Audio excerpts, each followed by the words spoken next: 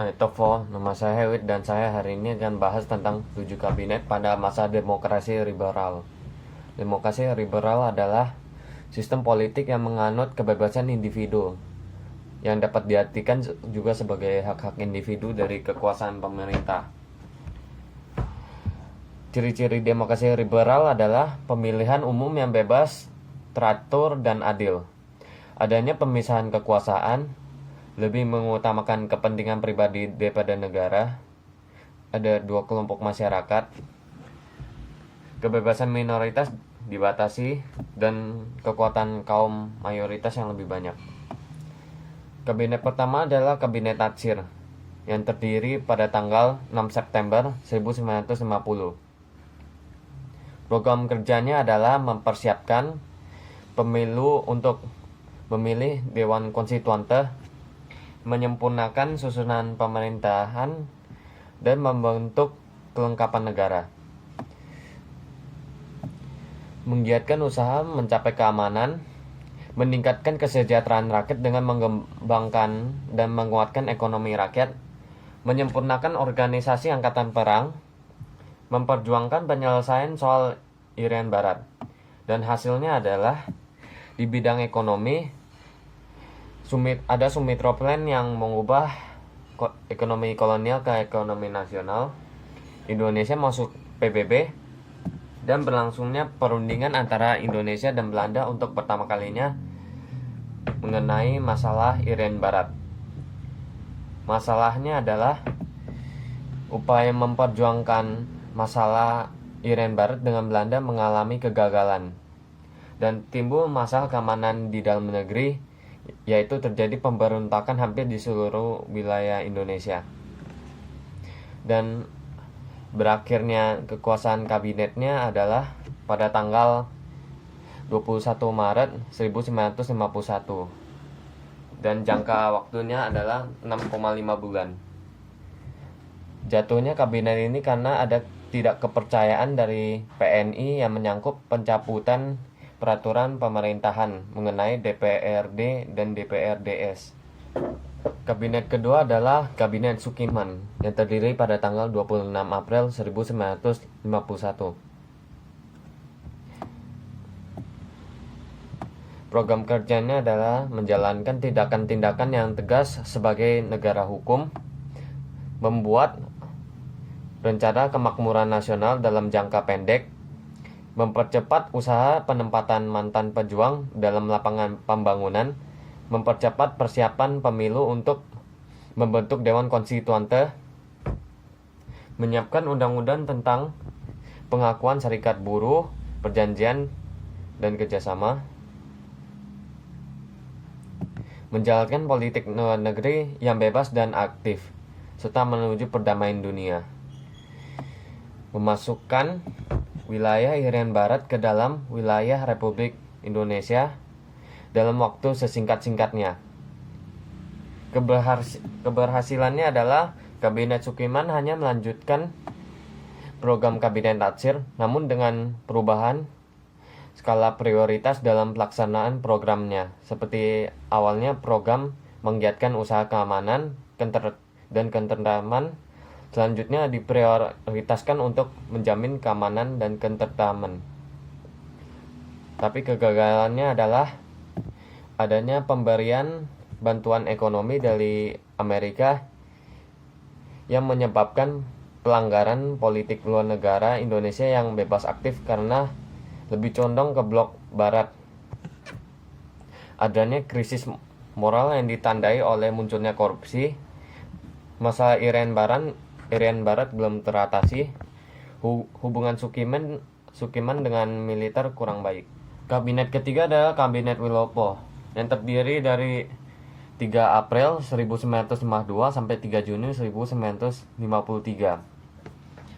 Program kerjanya adalah mempersiapkan pemilu, berupaya untuk mengembalikan Irian Barat, meningkatkan keamanan dan kesejahteraan, memperbarui bidang pendidikan, melaksanakan politik luar negeri bebas aktif.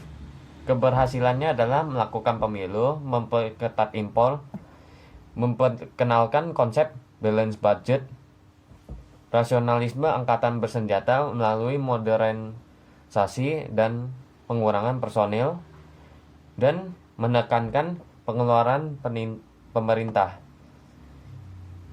Dan masalahnya adalah terjadinya krisis ekonomi, terjadinya defisit kas negara karena penurunan hasil panen, munculnya gerakan separatisme, terjadinya peristiwa 17 Oktober 1952, terjadinya peristiwa Tanjung Morawa, dan adanya mosi tidak percaya dari Serikat Buruh Tani. Kabinet keempat adalah Kabinet Ali Sastro yang pertama, dan terdiri pada tahun 1953 dan pada tanggal 31 Juli.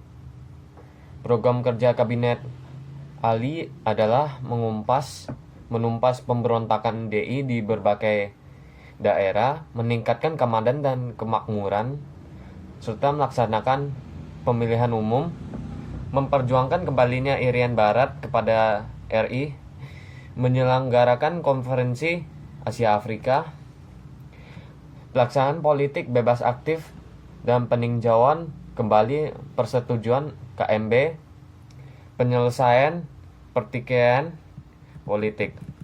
Keberhasilannya adalah berhasil menyelenggarakan konferensi Asia Afrika, persiapan pemilu untuk memilih anggota parlemen.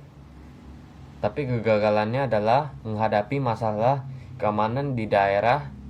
Terjadi peristiwa 27 Juni 1955, keadaan ekonomi menurun dan adanya konflik antara PNI dan NU. Akhir dari Kabinet Ali adalah pada tanggal 12 Agustus 1955. Kabinet kelima adalah Kabinet Burhanuddin Harahap yang didirikan pada tahun 1955 dan pada tanggal 12 Agustus. Program kerja Burhanuddin adalah mengembalikan berwibawaan moral perintah, akan melaksanakan pemilu, perjuangan mengembalikan Irian Barat. Keberhasilannya adalah mengadakan kenaikan ekonomi, termasuk di dalam keberhasilan pengendalian harga dengan menjaga agar tidak terjadi inflasi. Berhasil menyelenggarakan pemilu untuk anggota-anggota DPR, berhasil mengembalikan wibawa pemerintah Republik Indonesia di mata pihak Angkatan Darat. Kekurangannya adalah kabinet ini merupakan kabinet koalisi. Sebenarnya kabinet ini berjalan dengan baik, hanya Presiden kurang merestui kabinet ini. Karena yang menunjuki Burhanuddin Harahap sebagai formatir kabinet adalah Muhammad Hatta. Kabinet yang keenam adalah Kabinet Ali Sastro yang kedua.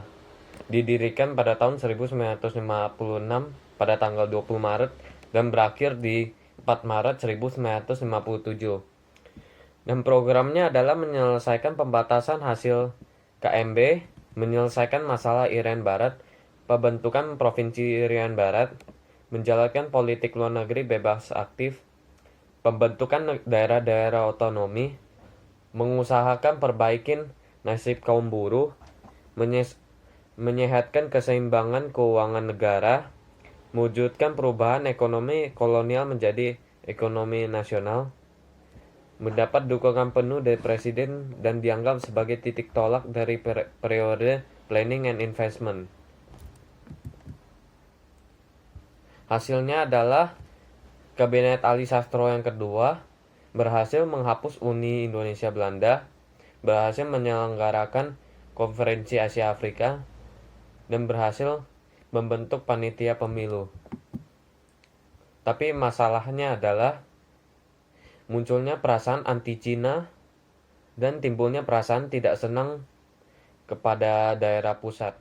Kabinet yang terakhir adalah Kabinet Juanda yang didirikan pada tahun 1957 pada tanggal 9 April dan berakhir di 5 Juli 1959. Programnya adalah membentuk Dewan Nasional, normalisasi keadaan Republik Indonesia, melanjutkan pembatalan KMB, memperjuangkan Irian Barat balik ke Republik Indonesia. Keberhasilannya adalah bisa mengatur kembali batas perairan nasional Indonesia, terbentuknya Dewan Nasional, dan mengadakan musyawarah nasional. Dan kendalanya adalah kegagalan menghadapi pergolakan di daerah, keadaan ekonomi menurun, dan terjadi peristiwa Cekini. Demokrasi liberal dibubarkan oleh Soekarno pada tanggal 5 Juli 1959. Sekian dari saya, terima kasih sudah menonton. Amitofo.